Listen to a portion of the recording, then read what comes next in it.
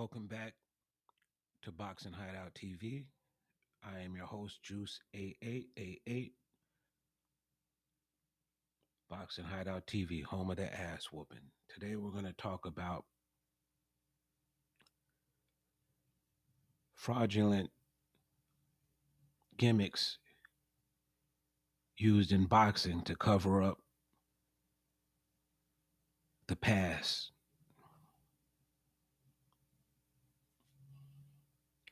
It looks like we have another Shane Mosley and Vernon Forrest situation with Boots Ennis and Gary Antuanne Russell. Let's get into this right now.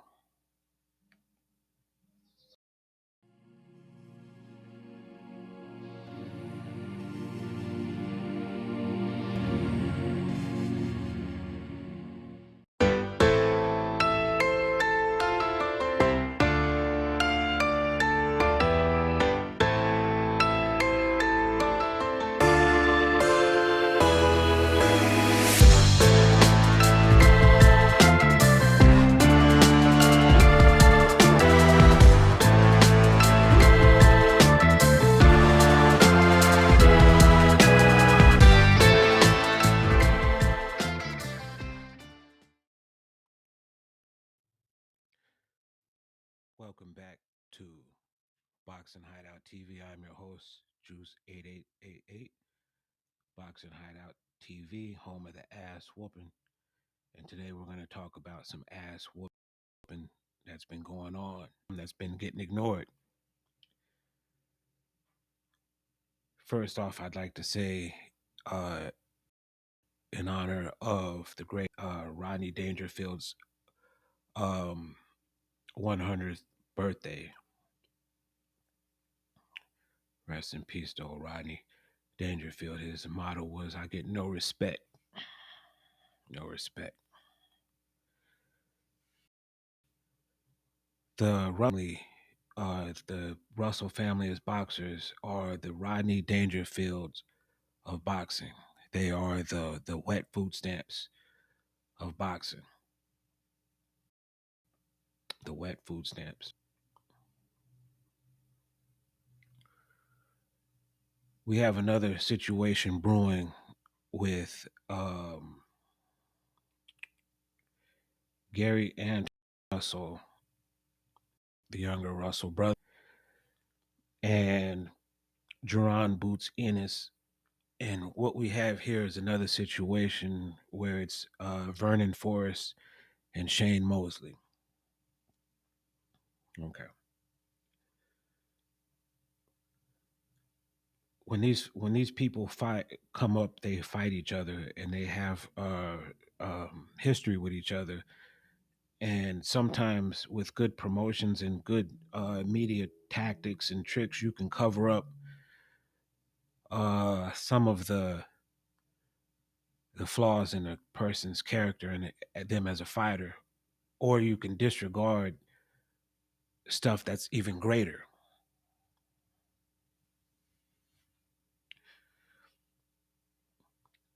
Shane Mosley was Sugar Shane. He came in flashy, hand speed, light skin, Jerry curl. He had the look, man. You know what I mean? He was it. Know, uh, he moved his way up, whooping people's ass here and there, whooping them, whooping them, whooping them, whooping them. And then he finally got to the Golden Goose, Oscar De La Hoya, and he was pumped up good. And HBO and all them did a real good job of pushing Shane Mosley. And no diss to Shane Mosley. Shane Mosley is a legend.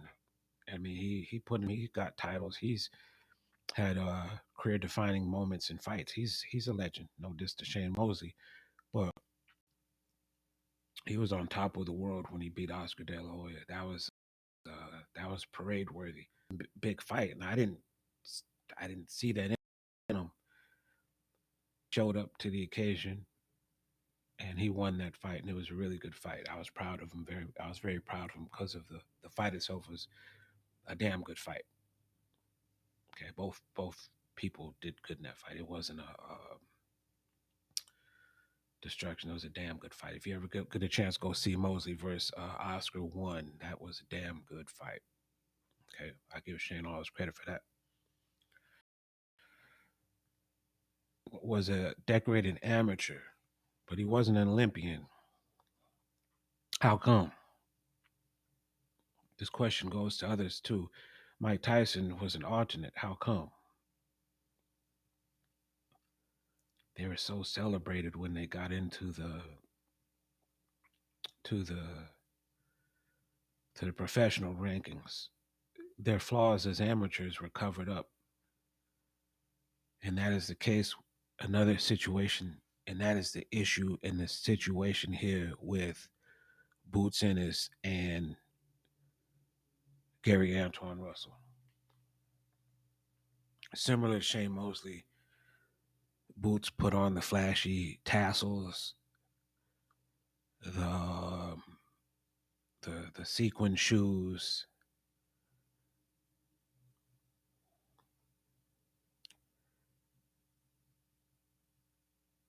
He's poetry in motion. I thought the same thing when I saw Shane Mosley. I thought Shane Mosley was poetry in motion, but it didn't. It's the offense. We have good offense. We fight. We think our offense is good. Then comes along a person who acts his back, someone you have history with.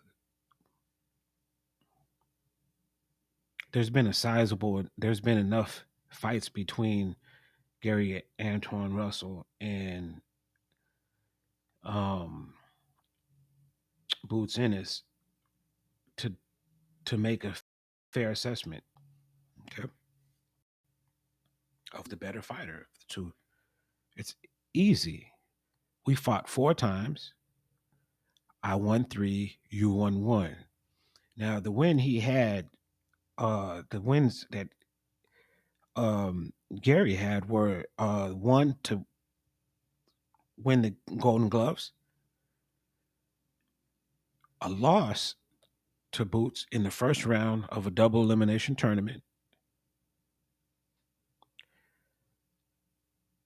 Gary Russell ended up winning that tournament from the losers bracket all the way to the winners bracket. He ended up facing Boots Ennis twice.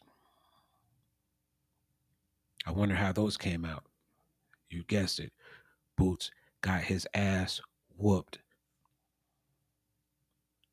Fast forward to now, as pros.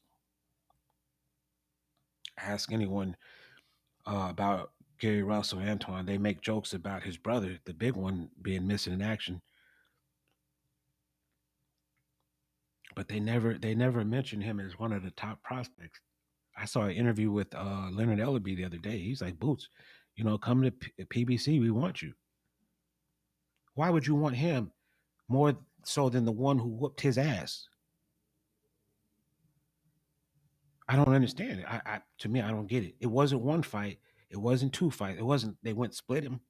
It was 3-1, and the 3 wins were when the money was on the line. It wasn't the first round. I could easily say, or one can easily say, maybe Gary just wasn't motivated in the first round of that fight, so he lost it. Or maybe he beat Ennis before and didn't know that Ennis would come with something different. He wasn't prepared for any excuse he can come up with, because he can justify losing the one match because it was just one. I was off that day. I had a bad day. Normally, I whoop this dude's ass. You see it. Boots Ennis is the Shane Mosley. Gary Antuanne Russell is the Vernon Forrest. We know how that turned out. If I was Boots Ennis, I would do everything I can to avoid Gary, because he owns your soul. You would have to go back to the drawing board and try to spend so much time just trying to figure out what it is you did wrong. It's hard to prepare for a fight when you don't know what you did wrong. And then you have to take into account the advancements that Gary's made. He doesn't have to go back and look at the things he did wrong. Only for one fight he does, which he corrected. My money's on Gary Russell, Antoine Russell, to whoop Boots in his ass if they get into a fight. Because he's proven that he can do it time and time and time and time again. The fans are being fooled and hornswoggled by uh, good marketing and cover ups, media cover ups. So iron should be cast towards the winner, not towards the loser. We need to start looking at who the winners are, not the losers. I don't know what this is. This participation trophy generation. You guys love celebrating. At least he tried. Yeah, he tried. So did the other guy, but the other guy tried and succeeded. This guy tried and failed. Good. Thank you for coming up. You did everything you could. You did the best you could, but it wasn't good enough. It was, but just not better than this other person's. We need to start focusing on the better fighter, not the more popular one, not the flashier one, the better one. Gary Antuanne Russell owns Boots Ennis's ass. He doesn't even need him. He can always say, every time I fight him, I whoop his ass. I don't want to whoop his ass no more. He can use that excuse all day, every day, and no one will fault him for it because it's the truth. Boots doesn't want. He doesn't mention Gary. He's not like I'm. He fought Thomas Delorme. He could have fought Russell if he wanted to. He's not calling out for that fight. It's a fight he doesn't want. The people can be fooled thinking that Boots Ennis can beat Terrence Crawford and all these other people, and he probably can, or he probably can compete well with them. We don't know. Okay, I like him. I think he's a very good fighter, very entertaining to watch. But once again, so is Shane Mosley. Vernon Force didn't have all the flash, all the flair of Shane Mosley, but when they got to each other in the ring, Vernon Force, rest in peace, whipped Shane Mosley's ass, just like he did when they were younger. Boots, you can run, but you can't hide, man. Gary's going to be on your ass. You're going to have to explain that to somebody at some point. You're going to say, I'm the best. Well, how come you can't beat this guy? Say it. Call his name. Say, bring him on. You guys are two prospects, so I guess the excuse is you got to wait to build it up. But the truth is, you'll avoid Gary at all costs. You won't get in the ring with him. He doesn't even. Go look at any interview with Gary Russell. He doesn't need you. He knows. He knows you in and out. The fans can be fooled, but we here at Boxing TV, we call a spade a spade. We tell everybody what's going on here, and what's going on here is the Russell family are being treated like wet food stamps. The Russell family, by the way, like the channel and subscribe, please. Like the channel and subscribe, please. We want to start giving our flowers out. I hate that expression, but we want to give our flowers out to the winners here at Boxing Hideout TV. We whoop ass. We don't sit here and whine about uh how come I can't get the fight or whatever the case may be. Call Gary Russell, Antoine Russell, not the little one, not the one who broke Terrence Crawford's jaw. We're going to get into that on another episode. That's right. The last one to whoop Terrence Crawford's ass was little Gary Russell Jr.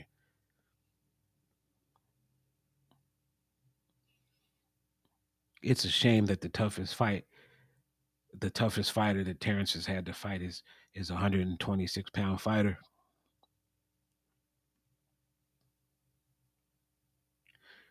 But we're going to see what Terrence is made of when he fights someone who's not going to retire the next fight, or not someone who's been in a car accident and has eye surgery.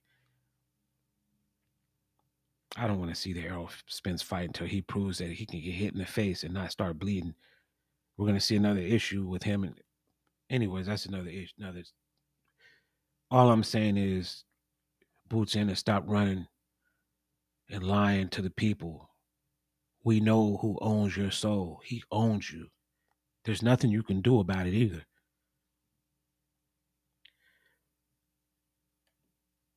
Make sure you go to boxinghideout.com and have a conversation with these boxing experts. Make sure you subscribe and like our videos.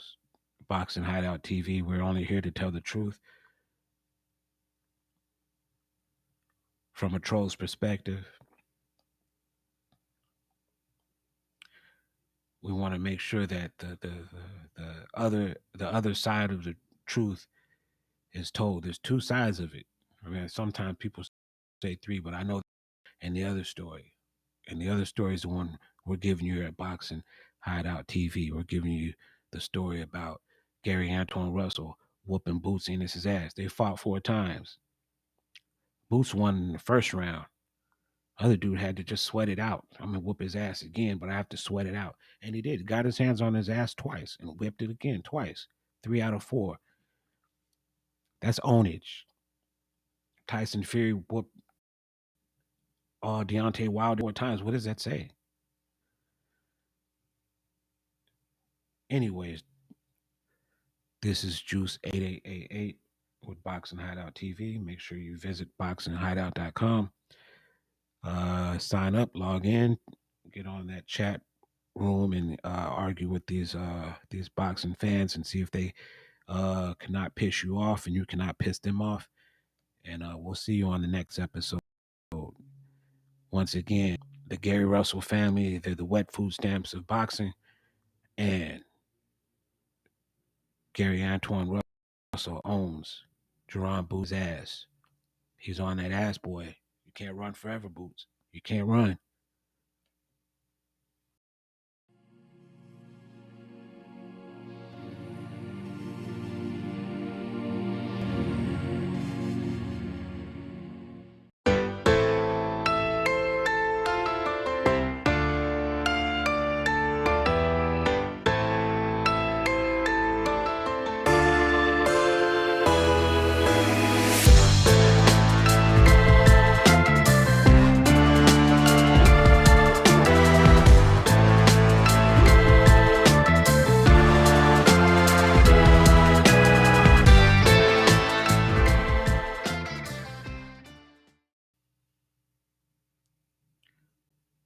Once again, this is Juice 8888 signing out with Boxing Hideout TV. Visit boxinghideout.com, home of the ass whooping. Don't forget to subscribe to the channel and like the video. Peace out.